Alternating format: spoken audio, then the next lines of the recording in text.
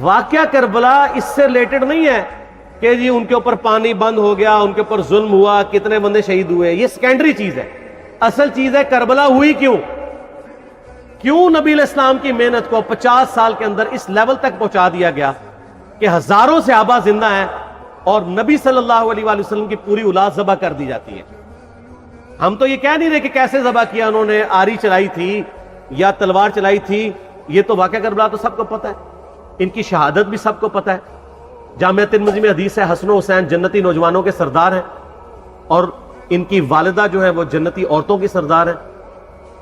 اور المستدل حاکم میں حدیث ہے حسن و حسین جنتی نوجوانوں کے سردار ہیں اور ان کے والد ان سے بھی بہتر ہیں. تو یہ تو ڈیفینٹ حدیثیں ہیں، یہ تاریخ تو نہیں ہے، نبی علیہ السلام کے فرامین ہیں.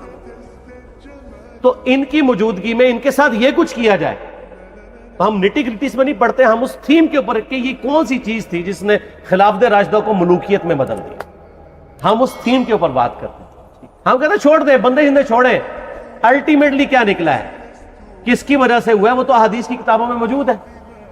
ہم کب کہہ رہے ہیں خفیہ کیمرے لگا گئے جی کس نے گولی پہلا تیر کس نے چلایا، یہ وہ ہم تو بتا رہے کس کے دور حکومت میں ہوا اور ان کا اپنا کردار کیا تھا، اس کو کس طریقے سے لا کے تخت پہ بٹھایا گیا. وہ ساری کی ساری چیزیں تو سامنے ہیں، وہ تاریخ کی کتابیں نہیں ہیں، حدیث کی کتابیں ہیں. اگر آپ کہتے ہیں کہ بخاری مسلم سے ہم نے صرف رفع الیدین کی حدیثیں لینی ہے یا ایمانیات کی حدیثیں لینی ہے اور باقی جو بخاری اور مسلم میں آل امیہ کی بدماشیوں کو ننگا کیا گیا ہے وہ ہم نے نہیں لینی ہے، تو سر پھر آپ اپنے آپ کو کلیئر کٹ، پھر ہم آپ سے واقعہ کربلا نہیں ڈسکس کریں گے، حجیت حدیث میں بات کریں گے. آپ کو اپنے آپ کو منکرین حدیث کہنا پڑے گا. یہ آپ اسکروٹنگ کیسے کریں گے؟ اس سے بڑی بات مجھے یہ بتائیں کہ عظمت صحابہ بڑی چیز ہے یا عظمت محمد رسول اللہ صلی اللہ علیہ وآلہ وسلم؟ تو بریلوی یہی تو رونا رو رہے ہیں، وہ کہہ رہے ہیں کہ قرآن میں تھوڑی آیات ہیں. آپ پھر مڑ مڑ کے پڑھتے ہیں قل انما انا بشر مثلکم، اس میں تو نبی علیہ السلام کی تنقیص ہو رہی ہے. تو ہم ان کو کیا کہتے ہیں کہ تنقیص مقصد نہیں، نعوذ باللہ، نہ ہو رہی ہے. آپ افضل البشر ہیں لیکن آپ کی سپیشیز بشر ہے، یہ ہم اپنا عقیدہ سمجھتے ہیں، وہ اس کو تنقیص شمار کرتے ہیں. تو پھر اس وقت آپ بھی بریلویوں کی بات مان کے تو یہ آیات پڑھنا چھوڑ دیا کریں. آپ کہتے ہیں نہیں آیات ہے کیوں نہ بیان کریں، تو ہم بھی کہتے ہیں احادیث ہے کیوں نہ بیان کریں. کہ صحیح بخاری میں حدیث ہے 2812 عمار کو ایک باغی جماعت قتل کرے گی، وہ جماعت دوزخ کی طرف بلا رہی ہوگی اور عمار ان کو اللہ اور جنت کی طرف بلا رہا ہوگا. اب اس کے نرغے میں جو آتا ہے وہ آئے، میں اپنے نبی سے ٹکر لے لوں آپ لوگوں کے منہ کا خیال رکھتے ہوئے کہ میں نبی علیہ السلام کو کہوں کہ آپ نے کیوں ایسی بات کر دی کہ مولا علی کے مخالفین کو آپ نے دوزخ کی طرف بلانے والی جماعت کہہ دیا. تو لیں آپ ٹکر، جائیں سیدھا دوزخ میں. اور تھوڑی جرت کریں، آپ یہ کہا کریں کہ اے اللہ، اپنے لیے کہا کریں کہ اللہ تعالیٰ آپ کا حشر یزید اور یزید کے آباء و اجداد کے ساتھ کرے اور اس کی اولاد کے ساتھ. ہم کہتے ہیں کہ اللہ تعالیٰ ہمارا حشر جو ہے وہ مولا حسن حسین، مولا علی علیہ السلام اجمعین اور اہل بیت کے ساتھ کرے، آمین. اور آپ میں تو اتنی جرت نہیں آپ یہ بات بھی کر سکیں کیونکہ ان کو پتہ ہے. تو نبی علیہ السلام کی احادیث کو بیان کرنے کو یہ سمجھتے ہیں کہ جی اس سے مصیبت کھڑی ہو جائے گی تو اپنے آپ کو منکرین حدیث ڈکلیئر کریں. پھر حجیت حدیث کا مقدمہ ڈسکس ہوگا، پھر کربلا نہیں ڈسکس ہوگی. اور یہ ٹی وی پہ بھی آ کے مولوی بیٹھے ہوتے ہیں، سنیوں کے بھی شیعوں کے بھی، مڑ مڑ کے جی وہ یزید نے یہ کر دیا. وہ یزید نے کیا کیا ہے یار؟ وہ تو سسٹم کا نمائندہ بن کے آیا جو پیچھے سے خراب تھا. یزید کو لے کے بیٹھے ہیں، یزید یزید یزید یزید. بھائی پیچھے سے معاملہ خراب ہوا.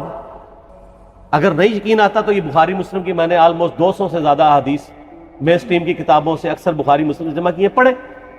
اور سر میں نے تو ان کو چیلنج دیا ہے یہ حدیثیں پڑھ کے نا اپنے ممبروں سے صرف ان حدیثوں کی تشریح اپنی پبلک کے سامنے کر دیں.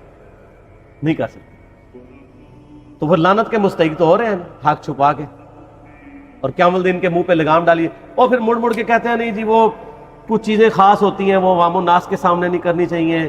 وہ صحابہ کرام بھی بعض اوقات ایسی باتیں پبلکلی نہیں کرتے تھے. میں نے اس کے اوپر بڑا ایک میرا کلپ ہے یوٹیوب پہ، مولا علی سے متعلق 5 جھوٹ، تو میں نے کافی ساری چیزیں اس میں ڈسکس کی ہیں. لیکن میں یہ کہتا ہوں کہ اللہ کے بندو، جو چیزیں نبی علیہ السلام نے منع کی ہیں بیان کرنے سے، وہ تو ہم ڈسکس کر بھی نہیں رہے. میں نے آج تک آپ کو منافقین کے نام بتائے؟ آپ نے حذیفہ ابن یمان کو بتائے تھے نا آپ صلی اللہ علیہ وآلہ وسلم نے؟ صحیح بخاری میں آتا ہے. تو میں نے آپ کو بتائے، آپ رازدار رسول تھے، ختم ہوگی بات. میں نے کبھی ڈسکس کی ہے؟ اگرچہ میں نے صحیح مسلم کی حدیث 7035 نمبر ڈسکس کی ہے کہ نبی علیہ السلام نے فرمایا میرے صحابہ میں 12 منافق ہیں، وہ کبھی بھی جنت میں داخل نہیں ہوں گے یہاں تک کہ سوئی کی ناکے سے اونٹ نہ گزر جائے، اور ان میں سے 8 ایسا ہے جس کی کمر پہ دوبیلا پھوڑا نکلے گا. میں نے آج تک آپ کو بتایا کہ کس کس کی کمر پہ دوبیلا پھوڑا نکلا اور اس کی موت اسی پھوڑے میں ہوئی ہے؟ بتایا؟ تو میں تو وہ چیزیں ڈسکس بھی نہیں کر رہا، میں وہ چیزیں ڈسکس کر رہا ہوں جو نبی علیہ السلام نے علامات النبوہ میں بتائی ہیں. یہ امام بخاری حدیث نبوت کی دلیل کے چیپٹر میں لے کے آئے ہیں، اور امام بہقی نے 3500 احادیث پر مشتمل ایک کتاب لکھی ہے دلائل النبوہ، کہ ہم نبی صلی اللہ علیہ وسلم کو نبی کیوں مانتے ہیں، اس کے اوپر. اور اس میں یہ ساری حدیثیں عمار بن یاسر کے قتل والی لے کے آئے ہیں، بتانے کے لیے کہ دیکھیں ہمارے نبی علیہ السلام کی نبوت کی دلیل ہے کہ آپ نے اپنی وفات کے آلموسٹ 30 سال کے بعد ہونے والے واقعے کو پہلے ہی بتا دیا.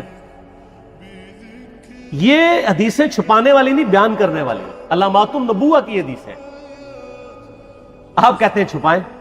اگر کوئی حدیث دنیا میں نہیں چھپائی جا سکتی نا تو علامات النبوہ والی حدیث ہے، کیونکہ وہ تو نبی صلی اللہ علیہ وسلم کی نبوت کو جسٹیفائی کرتی ہے.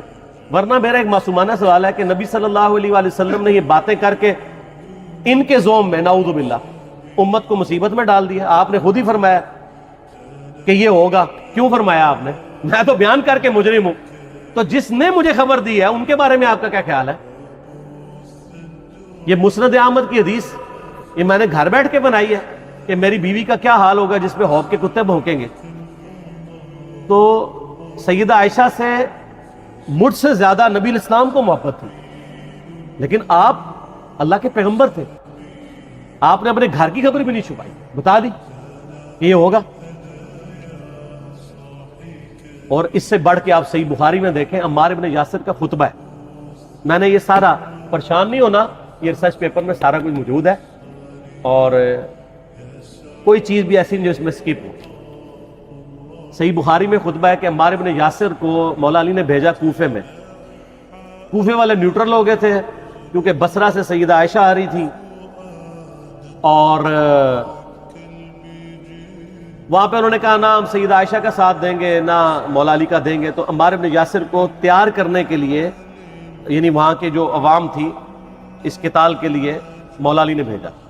تو سیدنا عمار بن یاسر نے وہاں پہ کوفے کے منبر پہ خطبہ دیا. بخاری کے الفاظ ہیں، اوپر والی سیڑھی پہ عمار بن یاسر نے حسن ابن علی کو بٹھایا، حالانکہ حسن ابن علی سے 4 گنا بڑی عمر تھی عمار بن یاسر کی، 90 پلس ہو چکے ہوئے تھے، 3-4 گنا ان کی عمر تھی. لیکن اہل بیت کا احترام کیا، خود نچلی سیڑھی پہ بیٹھے. بخاری کے الفاظ ہیں کہ اے لوگو اللہ نے تمہیں آزمایا ہے، ایک طرف دنیا اور آخرت میں تمہارے نبی کی بیوی ہے سیدہ عائشہ، دنیا اور آخرت میں، یعنی عزت اپنی جگہ قائم. یہاں لوگ سمجھتے ہیں کسی کی غلطی آ گئی تو پتہ نہیں کیا ہو گیا. وہ یار اس کا مرتبہ اپنی جگہ ہے، غلطی اپنی جگہ ہے، پیغمبر نہیں ہے وہ. اور دوسری طرف علی ابن ابی طالب ہے. اللہ اب دیکھے گا تم عائشہ کی اطاعت کرتے ہو یا اللہ کی. علی کی نہیں، اللہ کی. کیوں؟ یا ایھا الذین آمنوا اطیعوا اللہ واطیعوا الرسول واولی الامر منکم. ان کا اولو الامر مولا علی ہے، ان کی اطاعت واجب ہے. یہ اللہ نے آزمایا ہے کہ اللہ کی اطاعت کرتے ہو یا عائشہ کی. اور آپ حیران ہوں گے، یہ حدیث امام بخاری حضرت عائشہ کی فضیلت والے چیپٹر میں لے کے آئے ہیں. اگر امام بخاری مشورہ کر لیتے نا ناسبیوں سے تو انہوں نے کہا تھا سر آخری صحیح رکھو، پچھلے والا رہن دو، بلکہ پچھلے والا رکھو آخری والا رہن دو، کہ عائشہ دنیا اور آخرت میں. وہ حدیث گھڑنے کا میں آپ کو طریقہ بتاتا ہوں، کاٹ چھانٹ کرنے کا. وہ آدھی حدیثیں لکھتے ہیں نا، آدھی حدیث ایسے لکھتے ہیں امام بخاری کہ سیدہ عمار بن یاسر نے خطبے کے دوران فرمایا کہ سیدہ عائشہ دنیا اور آخرت میں تمہارے نبی کی بیوی ہے، بس. لیکن امام بخاری نے پوری حدیث لی ہے آگے وہ بھی ڈالا ہے کہ اللہ آزما رہا ہے کہ عائشہ کی اطاعت کرتے ہو یا اللہ کی، جیسے آپ کے علماء کر رہے ہیں۔ صحیح مسلم کی حدیث 6488 آدھی بیان کرتے ہیں، سارے مولوی، بریلوی، دیوبندی، اہل حدیث سب، میرے صحابہ کو برا مت کہو، اگر تم میں سے کسی نے احد پہاڑ کے برابر بھی سونا خیرات کر دیا اور میرے صحابہ نے ایک مد یعنی 600 گرام خیرات کی، آدھا کلو، اس کے آدھے کو بھی نہیں پہنچ سکتے بس۔ حالانکہ یہ مسلم کی حدیث سٹارٹ اس سے ہوتی ہے کہ عبد الرحمن بن عوف کو خالد بن ولید نے گالیاں دی جھگڑے کے دوران، حالانکہ دونوں مسلمان تھے، دونوں صحابی تھے۔ آپ نے حضرت خالد بن ولید کو بلا کے ڈانٹا، فرمایا تم میرے صحابہ کو برا مت کرو۔ تو خالد بن ولید نے تو آگے سے نہیں کہا حضور میں بھی صحابی ہوں۔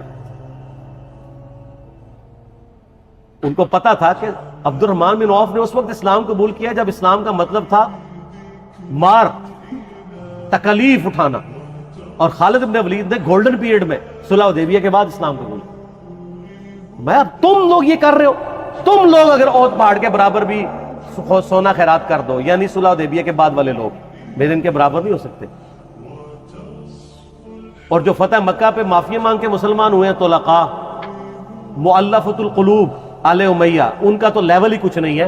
یہاں تو خالد بن ولید کے بارے میں یہ بات کی جا رہی ہے، اور پھر وہ مؤلفۃ القلوب اپنے زمانے میں ممبروں پہ سب و شتم کروائیں سیدنا علی پر، تو سب سے پہلے تو ان کو کہنا چاہیے جن کے بارے میں حدیث تھی کہ تم صحابہ کو گالی مت دینا۔ ہم نے تو خیر کبھی دی بھی نہیں ہے۔ اور میں یہ آخری جملہ ان کو ایسا بولتا ہوں کہ جو ان کے دماغ تک ڈرل کر جائے گا، کہ آل امیہ نے جو کچھ اپنے دور کے اندر سیدنا علی کی گستاخیاں کی ہیں نا، ہم نے تو ویسی کوئی ایک گستاخی بھی آل امیہ کے بارے میں نہیں کی ہے۔ میں نے آج تک آل امیہ کے اوپر بائی نیم کسی کے اوپر لعنت کی ہے؟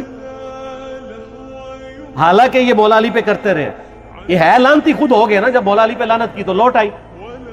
مسند ابی اعلیٰ میں صحیح سند کے ساتھ حدیث موجود ہے، مسند احمد میں بھی موجود ہے کہ سیدنا علی کو جس نے گالی دی اس نے رسول اللہ کو گالی دی صلی اللہ علیہ وسلم۔